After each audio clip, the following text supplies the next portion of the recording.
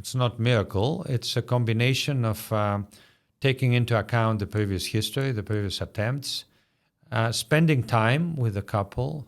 One fertility consultation, initial consultation may last 2, sometimes longer, 2 to 3 hours, and trying to understand for each couple individually which are the important factors to be optimized by many of our couples. Many of our couples, especially female parts, they believe that every month is important, and if they delay by they will lose 1 all or 2 chances. months, they will lose a chance. I think that's not true. In Greece, we can treat females up to the age of 54. I would like you just to tell us how difficult it is for endo patient to become pregnant, and what is that, for example, your clinic or you yourself can do for these women? We're trying to contribute, if you like, not only to our patients who physically see us, but to the endometriosis sufferers all over the world with some experience, some knowledge, and some advocacy for the cases. If I were to give one message to our patients with endometriosis listening in, is that there's always more options than one. Yes, laparoscopy has been amazing over the last 30 years, but now robotic surgery has a very, very important role in managing severe cases of endometriosis, to the extent that many top endometriosis surgeons in the world, they've actually moved to exclusive robotic surgery. They don't do laparoscopies anymore.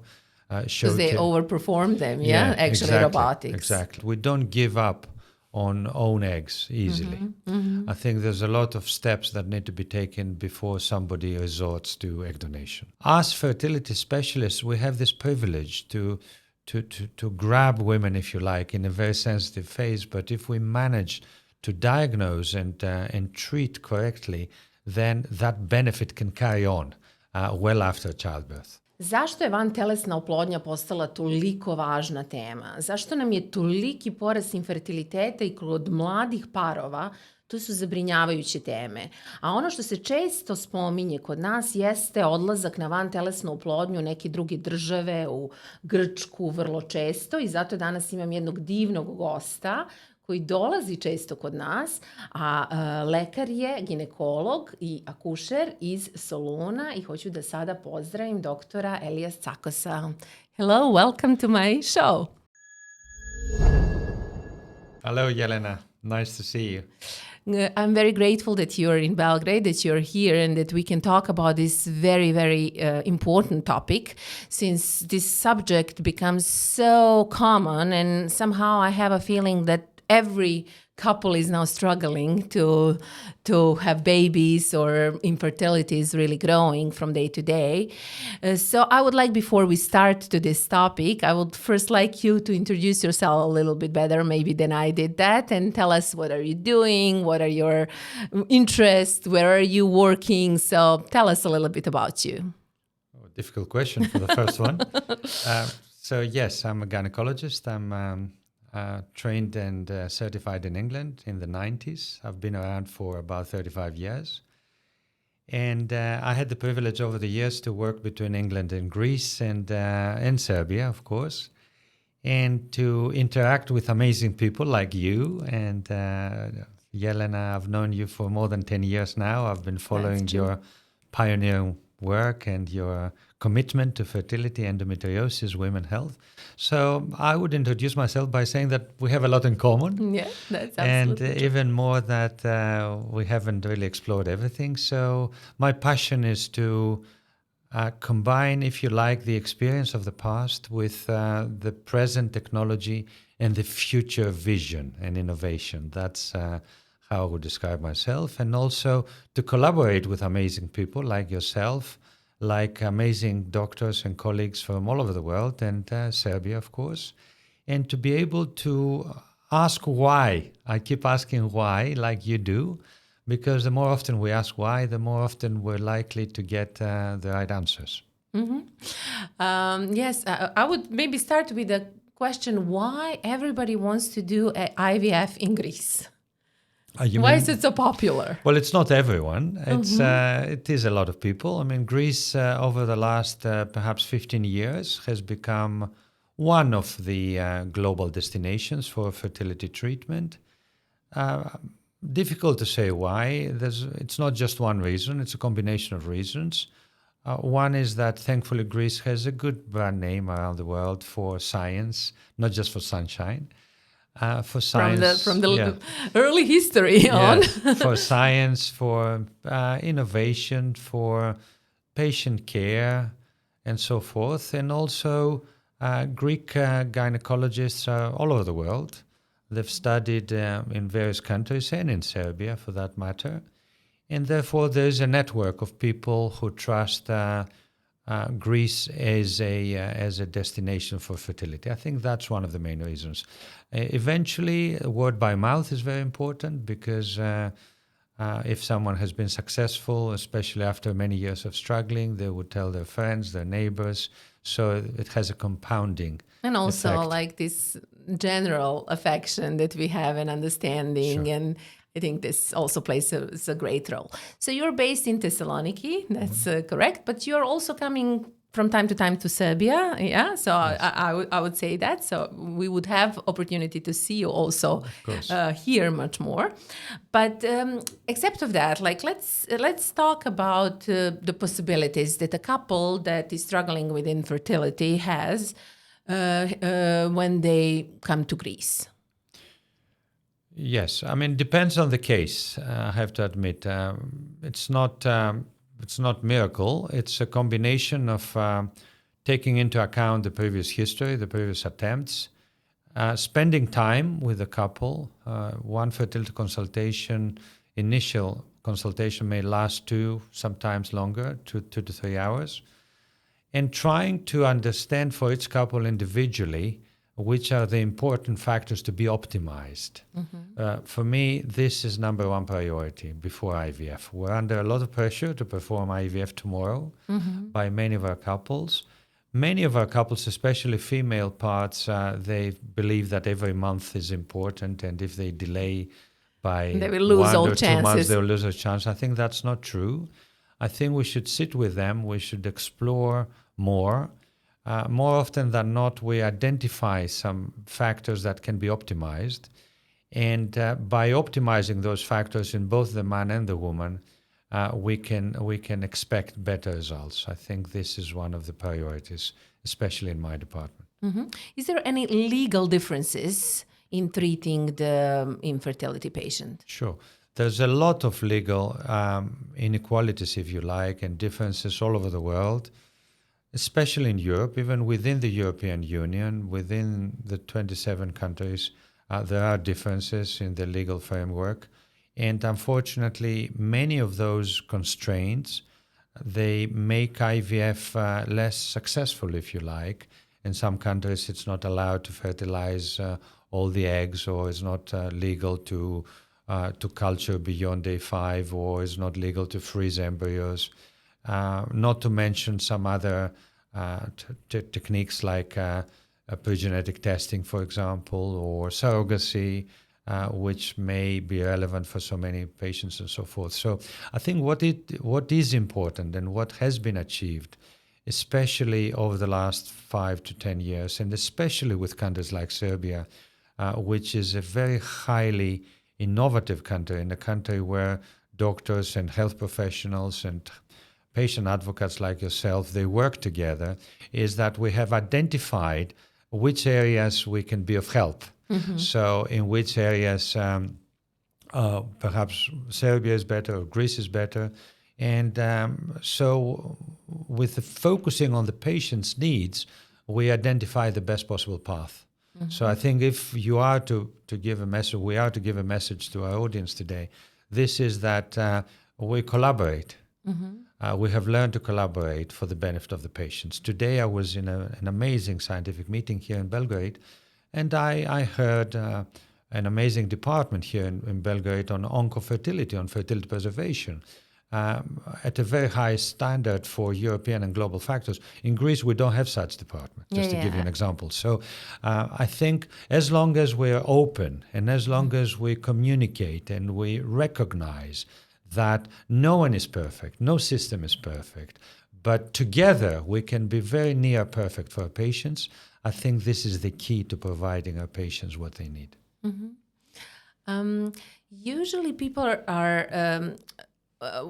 since I'm working mostly with women, of course, I would say that most of my women would pick Greece to go whenever is needed to get the egg donation, or I think it's also culturally very important since, like there are still a lot of taboos about this topic. So that's why I pick this kind of conversations always as an initial start to talk openly about topics that bother us or they're still unknown or still uncomfortable. So about egg donation, when we're talking about egg donation, how many women, I would say, are coming to your clinic from Serbia or from Balkans in general? Is it a good amount of women? Or Yes, it is a good amount, in the hundreds every year, and it's a number that's growing. And this is happening because of three factors. Number one factor is the amazing collaboration we have with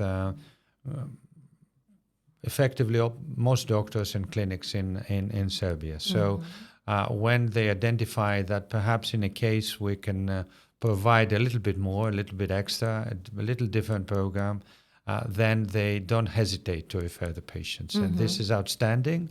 And I have to deliver this, that in my 35 years of career, I haven't seen this happening with another country. And this is absolutely outstanding testament of the quality of not just the medical and scientific quality, but also the quality of people that are in the IVF sector in Serbia. Number two factor is that the patients, of course, they have word of mouth now. So if your neighbor who's 50 years old, they've achieved a pregnancy in Greece, they're very likely to discuss about it. So although it is perhaps a taboo for some, it's not for many. And we see that altruistically, a lot of patients discuss about their experience, and when in the majority of cases the experience is positive, then that spreads. Can we explain the process a little bit? If they want to do it in Greece, for example, what would be the process? It's very straightforward. One introductory email to the clinic.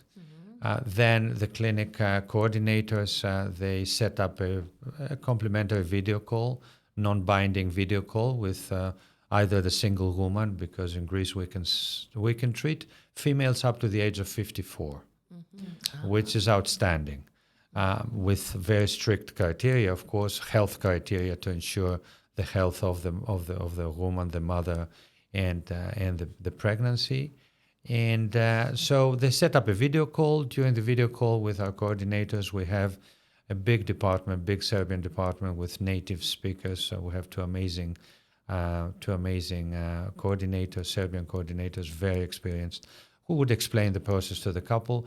Now, the process usually for egg donation involves two visits to the clinic. One initial visit for 2 to 3 days, during which we understand more about the background, we do some basic tests, and of course we spend a lot of time counseling about egg donation, because sometimes there's a lot of questions that have to be answered.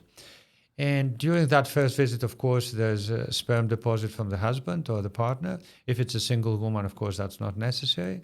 And then following that, we spend a couple of months, 3 months, sometimes 4 months, depending on the required characteristics of the donor, to match this particular patient or couple with an egg donor. And then following that, they attend for the embryo transfer. Now, the interesting part of this is that through this collaboration we have with virtually all the doctors and centers in Serbia, most of the work is done locally. So women and couples, they don't have to spend weeks in Greece. They have all the preparation here with at a very high level with the local doctors and teams, and they only attend Greece for the embryo transfer just for 1 day.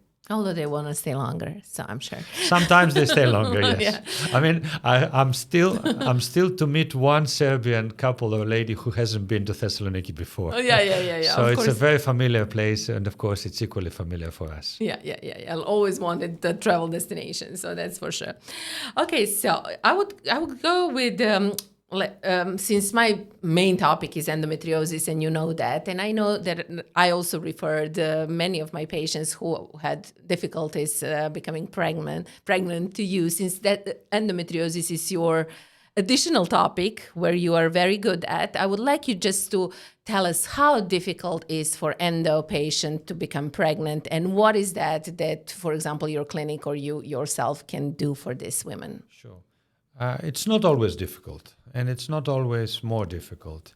The straight answer is it depends. It depends on the age of the woman, depends on the type of endometriosis, it depends on the symptoms it creates apart from fertility. It depends on previous surgeries, if you like, and so forth. So endometriosis is a challenging disease. You know that better than most of us. It's a disease that affects roughly 1 in 10 women, and in fertility patients, perhaps as many as 1 in 2 may have some form of endometriosis. Yeah, 50% are. Yeah. In our practice, we try to provide a holistic, rounded service, which includes diagnostics with high-level ultrasound. Actually, now we're just initiating a big prospective study on trying to identify some features of ultrasound findings together with MRI scanning, together with laparoscopy findings, trying to work with the ultrasound equipment manufacturers, perhaps in the hope to develop some AI models to diagnose endometriosis. As we all know, endometriosis diagnosis can be challenging. We're in discussions with various departments all over the world. We've recently published the local version of a very complete textbook of endometriosis. So we're trying to contribute, if you like, not only to our patients who physically see us, but to the endometriosis sufferers all over the world with some experience, some knowledge, and some advocacy for the cases. So diagnosis is very important. And then we have the treatment options. We run multidisciplinary meetings very regularly for endometriosis. In the meeting, we have surgeons sitting, we have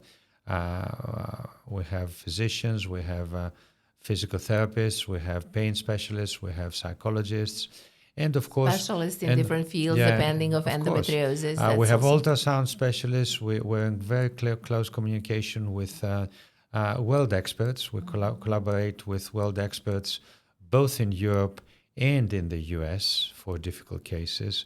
I believe that not a single person of us on our own are capable of really treating endometriosis properly unless we collaborate. So for challenging cases, we even bring experts from other countries, from Europe, from the US, to advise, to suggest, to contribute in the management. And then we set down the options. I mean, if I were to give one message to our patients with endometriosis listening in, is that there's always more options than one. So important to say that there is hope, because usually endo patients are already for decades sometimes in pain and chronic pain, misunderstood from doctors all over the place. And you said one amazing thing, that this multidisciplinary approach is more than necessary. So that's what we are trying to make as association to treat these patients multidisciplinary. So it's amazing to know that there is a place where they can discuss first endo symptoms before they move to IVF. Of course, or in parallel, if you like. I mean, if I want to make a little point here, traditionally, especially for us, the older generation who trained in the 90s, fertility specialists were also trained in fertility surgery. Now with all the innovation in diagnostics, in ultrasound scanning, in medical treatment, in inflammation treatment, in psychological assessment, in robotic surgery, I think it's become of absolute paramount importance that we collaborate. And of course, when it comes to treatment, always conservative first, always keeping in mind that any type of treatment and surgery, even more so, may damage the existing ovarian reserve. So perhaps fertility preservation, timely fertility preservation, oocyte, embryo, or even ovarian tissue and so forth, a combination of treatments. If we are moderately conservative, perhaps in the first surgery, we have to be very conservative after the first surgery. The first surgery has to be done very well. With robotic technology now, we have much better, if you like, ability to treat lesions, minute lesions. I would like to say here that, yes, laparoscopy has been amazing over the last 30 years, but now robotic surgery has a very, very important role in managing severe cases of endometriosis, to the extent that many top endometriosis surgeons in the world, they've actually moved to exclusive robotic surgery. They don't do laparoscopies anymore. Because they overperform them, actually, exactly, robotics. Exactly. It's the future. So I think there is work being done, and of course advocacy like your association and your podcast and your contribution to education, training and advocacy plays a huge role. I think the society now and the policymakers, they have realized that endometriosis needs the attention. And we're hoping that this attention will continue and will bring us better options for our patients. Yeah, we hope for that too. Maybe you can tell me more about this innovative treatments that you have now, and this innovation not only for endometriosis. I know also you're doing that for fibroids treatment. So maybe you can explain us what is better than laparoscopic surgery. Sure. I mean, I would like to put it straight. I mean, I don't consider my team and I innovators. There are some bright minds around the world who actually have this privilege, but we are probably early adopters. So we have a specific system, a specific provision, if you like. We are in touch with the innovators, the real innovators around the world. And over the years, we have achieved to be amongst the first, at least in our region. I call our region, New Europe, not Balkans anymore, New Europe, like the southeast part of Europe, perhaps.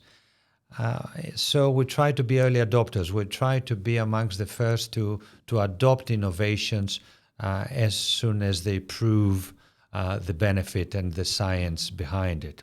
So one of that is, of course, robotic surgery. In my department, we introduced widely robotic surgery in 2019, so that's 7 years ago now.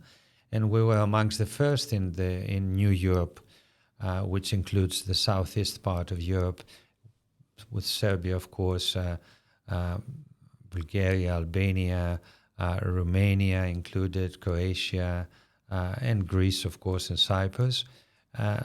So we introduced robotic surgery with double consoles, with 2 systems, the latest technology for surgery and education as well, and training. We founded an association of robotic surgery, providing education, training for young doctors and all that. Just to point out the importance of that, in England, for example, that introduction of robotic technology came 3 to 4 years later. So and so forth. So that was an achievement. So I believe, and then once the early adopters have shown the benefit for the patients, and of course once the benefits have been advocated by the patients themselves, then more followers, early followers. They come to place, which I think is very important. So that's one side of things. Now, another side of things that I think is very relevant for endometriosis patients and for fertility patients is the fight, if you like, to use own oocytes of the women, and the fight to use the uterus of the women when the oocytes have been either damaged by endometriosis or by surgery or by chemotherapy, or by unknown factors in the context of premature ovarian failure and insufficiency. So new technologies are being developed, such as platelet-rich plasma therapy for the ovaries or for the endometrium. It's still early days, but there is hope. So you're basically telling me that we can improve patient AMH hormone. We hope. So the ovarian reserve. So this is possible to improve, because in naturopathy that I'm practicing also, due to lifestyle changes and many different changes like food and supplementation and some habits and lifestyle changes in general, we can really improve a little bit the ovarian reserve of a woman. That's slightly, but possible, especially if we have some cysts for a long time on these ovaries. So with all these new technologies, actually, it would be possible to improve the ovarian reserve of a woman who are desperate, especially if they're fighting endometriosis too long. We hope. We're not there yet. Yeah. I think it's early days, but if I were to give a message, that would be that we don't give up on own eggs easily. I think there's a lot of steps that need to be taken before somebody resorts to egg donation. Yeah. And there's some very bright people around the world. I mean, today I was listening to amazing lectures from a Spanish group. There's a lot of work being done, not only on platelet-rich plasma, on trying to identify the formula that perhaps would work best, but also with other techniques like ovarian autotransplantation, ovarian manipulation, and so forth. So I think we have to learn a lot more about the way female ovaries work and about female bodies work, for that matter. And we have to find ways to encourage that function any way we can. And through this encouragement, as you mentioned very correctly, lifestyle, vitamin supplementation, we understand more about ourselves and about how the health complex is the how complex it is, body, and how, especially. but on the other hand, how easily it can be optimized. Yeah. And that knowledge doesn't only refer to fertility; it refers to longevity, to well-being, to handling perimenopause, menopause, and so forth. So I think as fertility specialists, we have this privilege to grab women, if you like, in a very sensitive phase. But if we manage to diagnose and treat correctly, then that benefit can carry on well after childbirth. Yeah, well, we're developing in all kind of ways as a society, and technology is overtaking the world. So I really hope that there will be also more treatments and more options for women who are trying in these difficult times to get pregnant or to keep their reserve for a long time. So you mentioned also radio frequency ablation. This is very important for me because I was privileged to have my own surgery with Dr. Posover, who was performing one of my surgeries, of course, who were performing radio frequency, and this was, I think he was a founder probably of this method. How well you integrated this radio frequency now in your praxis? At the moment, we're focusing on myoma management with radio frequency, and we're following the principle that we try to provide minimally invasive solutions. If I can take you back 30 years, when hysteroscopy and laparoscopy became fashionable, rightly so, the term, if you like, the marketing term was minimal access surgery or minimal invasive surgery, MIS. I would like to paraphrase that and take it even to a different level by saying that we need to provide solutions to our patients. And if the solution doesn't involve surgery, that's even better. Of course. And if you ask me, what is your vision as a surgeon? And my vision as a surgeon is surgery to become obsolete. That's my vision. It may coincide with my retirement, of course, but that's another matter. So what's radio frequency? My team and I, we have been using that for myoma management. And this is, if you like, a crossroad between medical management and surgical management. So by providing radio frequency, what's radio frequency? It's an electrode, it's a small rod that burns on its tip. So we can introduce that into the myoma, preferably through the ultrasound scan, through the vagina, just like when we do egg collection. Totally minimally invasive. A woman can have this procedure done and go home within an hour or two. or if it's difficult access and all that, through the abdomen and the laparoscopy. So by doing so, we do not remove, we actually burn the myoma, if I can put it simply. So we do not remove it. In the removal of myoma, of course, it's complex surgery associated with complications, no matter how you do it. Yeah. Even with the most advanced robotic surgery, you do have 1 to 2% chance of some complication, bleeding, scarring, suturing of the uterus and all that. Whereas with the ablation, you just put the needle in, you burn it, and then it shrinks, and then the uterus can function as near normal as possible. It's not one size fits all. It's not for everyone.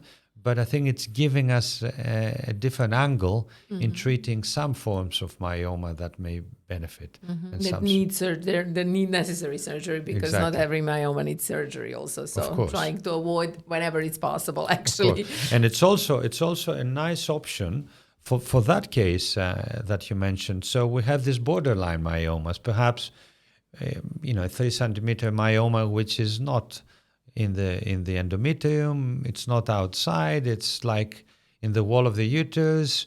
Perhaps it's not big enough for surgery yet, it doesn't produce symptoms, but in a young woman, say 35, 38, the likelihood of growing is big. So instead of monitoring that to wait for the time for surgery, and invariably the time for surgery will come if you have a 3 or 4 centimeter myoma at 35, most likely at 40, it will become bigger and will need surgery. So instead of observing it, you can burn it. You can radio frequency ablate it.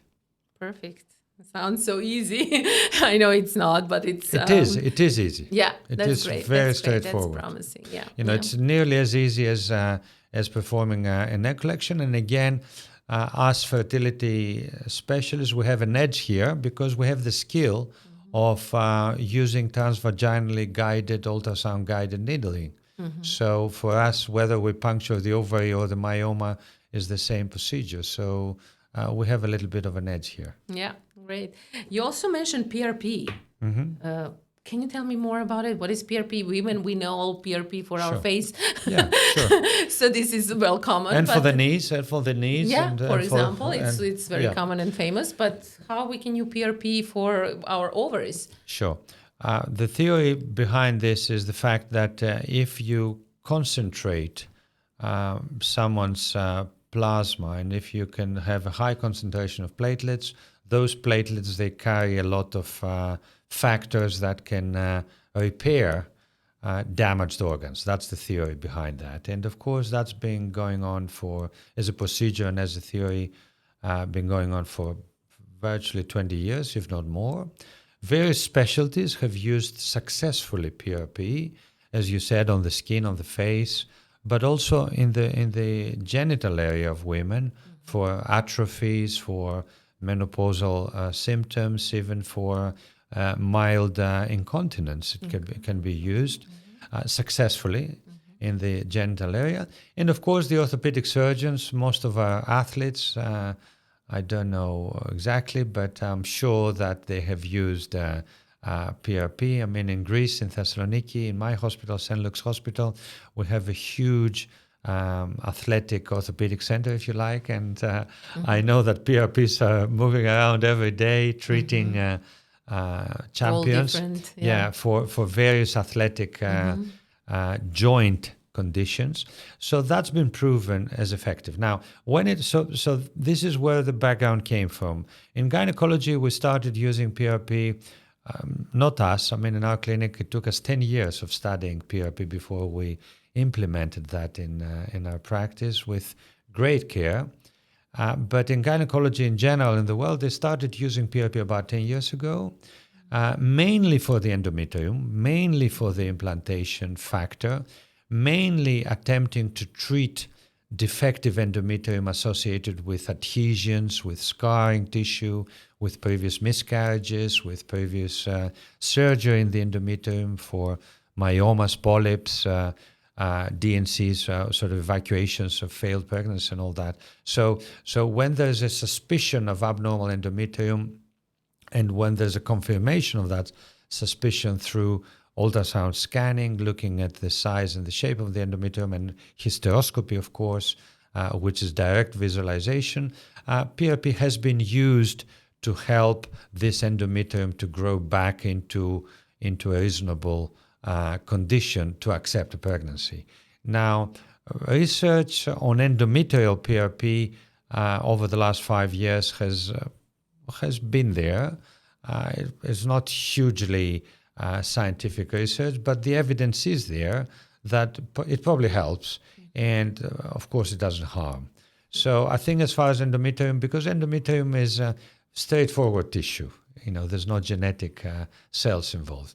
So from that we moved on to the ovarian PRP, aiming to improve the ability of the ovaries to produce eggs. The results on the ovaries are not that great. And the science backing it up is neither great. It's not that great either. So I think there we have to be a little skeptical. It's not, if I want to give a message, don't run to your gynecologist requesting an ovarian PRP. It takes a lot of discussion. Medicine is very slow, we know that. Yeah, it takes a lot of discussion. It takes a lot of selection criteria. It takes a lot of counseling in order to understand and identify who may benefit. In general, the younger the better. I mean, we do get requests from 50-year-olds having PRP on the ovaries, from 47-year-olds. Yeah. There, the results are very, very questionable.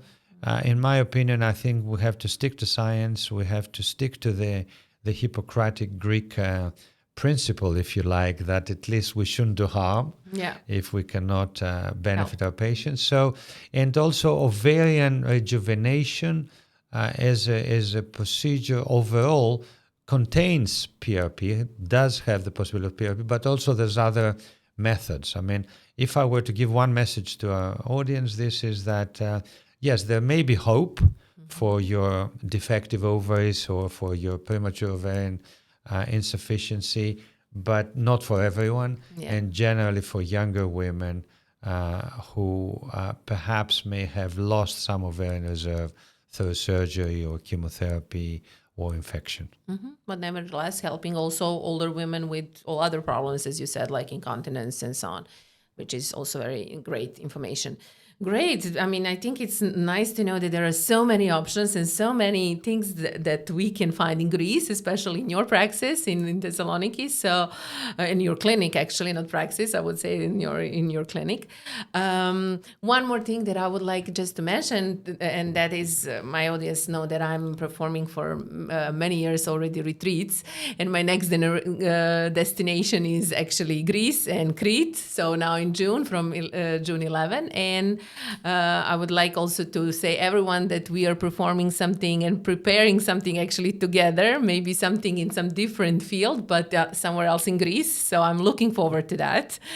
And I'm looking forward to more like-minded conversations like this one today. So I thank you so much for coming here and talking to us about all possible options that we have if we come to Greece. Sure. Thank you so much. Thank you, Jelena. It's been a pleasure. Thank you. Gledali ste još jednu epizodu Veze za dobro zdravlje. Imala sam divnog doktora iz Grčke i već sam spremna za sljedeći retreat, već sam u glavi tamo. A evo, ostanite i dalje sa mnom i postavite naravno pitanja ispod ovog videa. Vidimo se u sljedećoj epizodi.